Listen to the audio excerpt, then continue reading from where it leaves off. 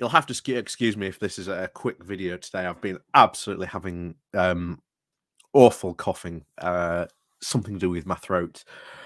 But yes, that's why there was no good morning walk today. But hopefully, maybe we'll have one on Sunday.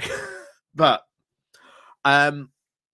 something, to be honest, I really want to talk about. And to be honest, I am definitely interested in having more and more of these conversations, because I've said it before. I don't think Corbyn and Labour under Corbyn was perfect. And also, I do not think that Keir Starmer and Labour currently are also perfect. Because I know people want to talk about sort of Keir Starmer and the current Labour Party. And I am up for having that conversation. I think that is a conversation I want to have, because I think it's one that should be had and needs to be had, especially sort of going into the next general election. So I saw the majority report recently, and I saw them cover a West Streeting video. And honestly, I really, really wanted to phone in at that point. Unfortunately, they didn't have any call-ins that day, which is annoying, but hey, there you go. Because the reality is that Corbyn and Momentum are not blameless for their losses. And I've said this before. Under our political system, there is no prize for second place. If you do not win in our political system, there is no prize for coming second. It does not matter almost what you scored, but there is no prize. And remember, you went from Labour having an incredibly successful electoral 2017. Of course, they didn't win. Then moving into 2019, where we really had to ask the question, what happened to all those votes? It's a valid question. And I have said this before. There was more going on than, oh, it was just the media. Oh, it was just, Corbyn being undermined. There was more going on in 2019. The fact that Corbyn, who put forward good policies, but he could not compete against Boris Johnson, who was not only a better storyteller, but he was, pardon me, but he was better at putting more of a concrete idea of how the Tory policies would benefit Britain. Ultimately, that was something Corbyn could not do. I just do not think that he was really a good leader at the end of the day. And I know that upsets a lot of people, but I think there's multiple evidence points where you can show and say, yeah, Corbyn was not a good leader. And if, again, anyone ever wants to have that conversation with me, I'm more than happy to sort of have that conversation. But, this idea that Corbyn and Momentum were sort of somehow blameless for the 2019 loss, I'm sorry, but you cannot go from claiming, yes, we may have lost in 2017, but my God, we won so many votes, so many votes. Look at how much we increased our vote by, and then move into 2019 and have one of the biggest electoral losses Labour has seen in decades, and then say, we got nothing to do with that. No, not our fault, we lost. It was something else. Something else happened. Look, when you lose, when any political party loses, it should have a very, very long look at how it fought the election campaign and its policies and what went wrong. Because one of the big key things I saw, certainly in 2019, was the fact that that manifesto, even though it had some really good policies, there were too many.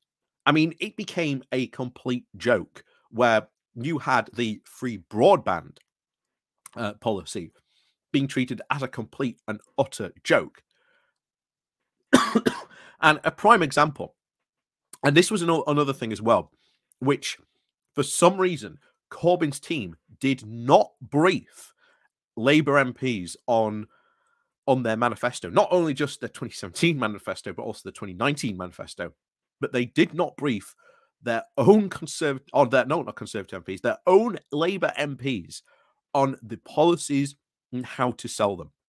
And I've always said there was a interview that was done on BBC Radio Sheffield where you had the, at that time, Labour sitting MP talking about his policies, and one of the people phones in, was one of the bosses from an internet service provider, and literally tore him to shreds on air.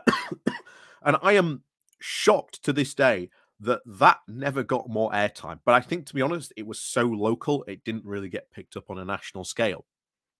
But I still remember that, hearing that conversation, and how that Labour MP got absolutely body bagged by that call completely.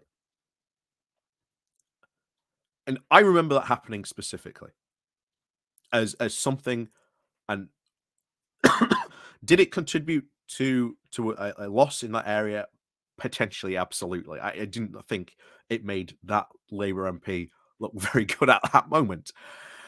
But one thing moving forward is, if Keir Starmer really wants to win at the next election, there's one big key point he has to solve.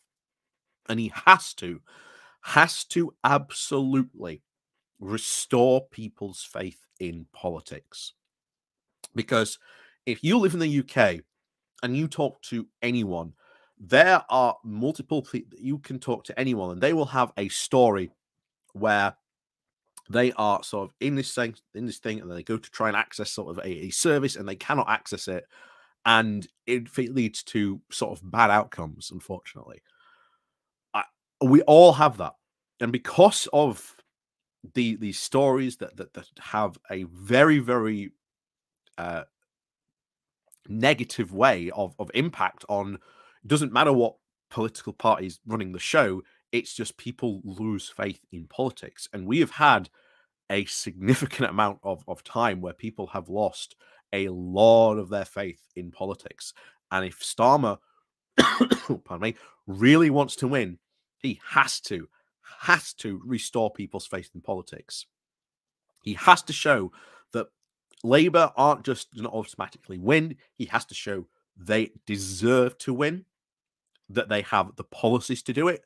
He has to be able to deliver on these policies, because I'll tell you now, I think he got it right. I think it was a couple of speeches ago where he said Labour must deliver, deliver, deliver.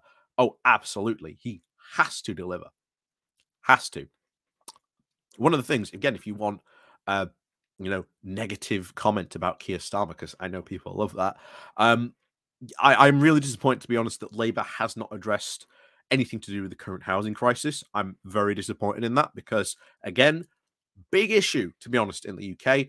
And we've had multiple governments not solving it. And I will be really disappointed if Starmer doesn't step up and actually put forward a good policy to be able to deal with the housing crisis. So that's something I definitely want to see in the next Labour manifesto. And that's one of the things I suspect we're all looking forward to, what will be in the next Labour manifesto.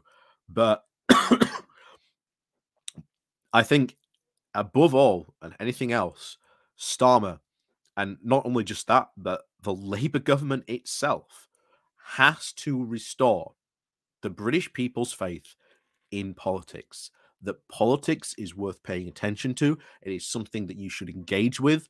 And it's something that, when done right, can deliver very, very big positive outcomes, not only, pardon me, not only to the nation, but to local areas as well. So, as always, thank you very much for watching. Please do remember to hit that like, share, and subscribe button. And of course, down below, there are links to my Patreon page and a notification link called Buy Me Coffee, where you can buy me coffee. And as always, thank you very much for watching, and we'll see you all next time.